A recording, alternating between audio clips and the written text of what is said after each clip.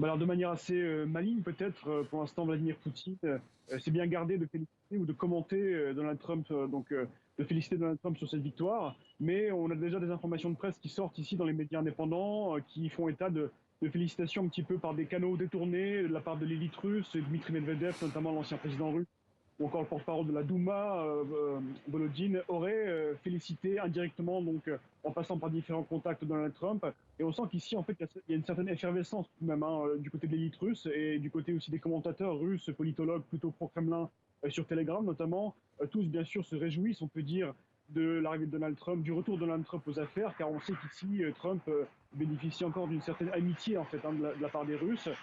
même si, encore une fois, le Kremlin préfère ne pas se prononcer et jouer un peu le rôle d'observateur externe. On sait qu'encore une fois, voilà, notamment la guerre en Ukraine est centrale, et la Russie se dit que peut-être le soutien à l'Ukraine, bien sûr, baisserait, ou Trump a lui-même promis, rappelons-le, de mettre fin à ce conflit en 24 heures. Bien sûr, c'est une phrase un peu à l'emporte-pièce, mais en Russie, on estime que tout de même, ça pourrait changer les choses sur le front ukrainien à retour de Trump aux affaires. À suivre donc. Mais encore une fois, une déclaration pour finir, c'est celle peut-être la plus juste de la part du ministère des Affaires étrangères russe, qui dit que, quoi qu'il arrive, Trump ou Harris, les relations entre la Russie et Washington sont très très dégradées tout de même depuis quelques années, bien sûr, et ça ne changera pas grand-chose au final, selon eux en tout cas, sur un réchauffement possible des relations. Il y a encore beaucoup de chemin à faire, en tout cas du côté russe, pour la normale avec Washington. Julien Koning en direct de Moscou.